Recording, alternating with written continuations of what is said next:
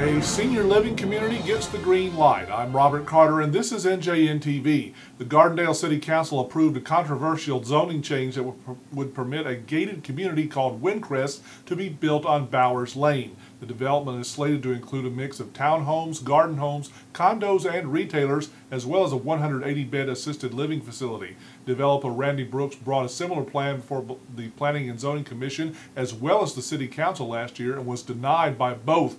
Brooks then planned the development to be located between Gardendale Elementary School and the Magnolia Ridge subdivision.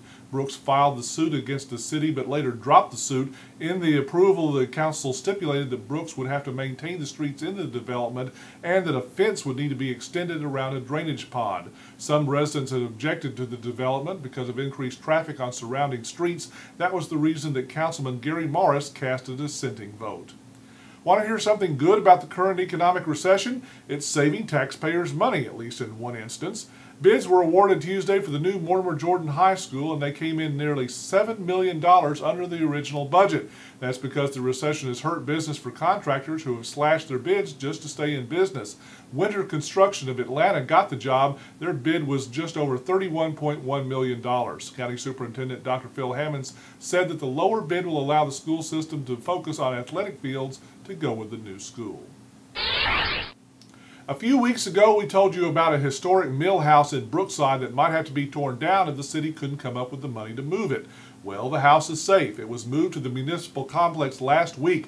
The city was able to get an emergency loan from the Alabama Trust for Historic Preservation to cover the cost of the move.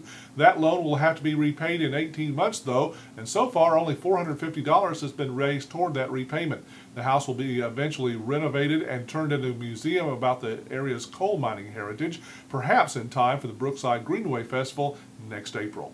Sports coming up, but first in the NJN community calendar, we run down all the local high school graduation ceremonies.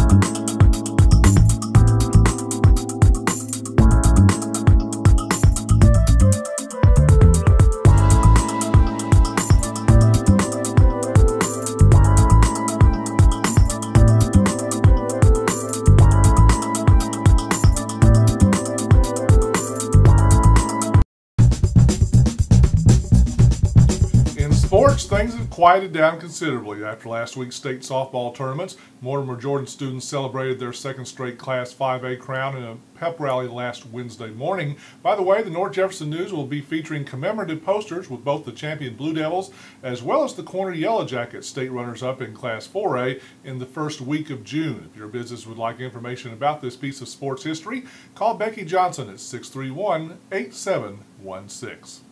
Hayden State champion wrestler Josh McCoy is headed for Marion Military Institute. McCoy signed the scholarship with the state's official military academy on Thursday morning. McCoy won two state championships in his career with the Wildcats. He also had second and fourth place finishes at state. The MMI Tigers are one of the top junior college wrestling programs in the country with a fourth place finish in last year's national tournament.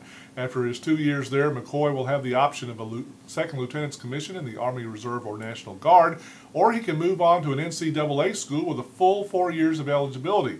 He's a good kid. Glad to see this happen. Spring football is wrapping up throughout the area. Mortimer Jordan played its blue-white scrimmage on Tuesday night. Hayden travels to Susan Moore Friday night for a jamboree game, kickoff at 6 o'clock. Corner heads to Oxford on Saturday afternoon. And that's a look at sports. In weather, the chilly nights have passed and we're back to temperatures that are normal for this time of year. We're also back to a chance of rain each day, maybe some afternoon storms on Friday, but nothing severe is expected.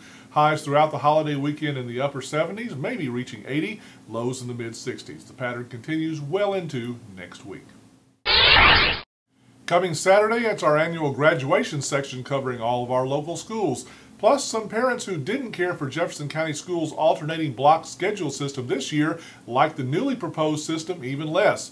Phil Hammonds heard their gripes on Wednesday and we'll have his reaction in Saturday's North Jefferson News. And that is NJNtv for Thursday, May 21st. We'll be off Monday for Memorial Day, but back again next Thursday. As always, we're online at NJeffersonNews.com and follow us on Twitter at NorthJeffNews. I'm Robert Carter. Y'all have a great holiday weekend and stay safe, and so long.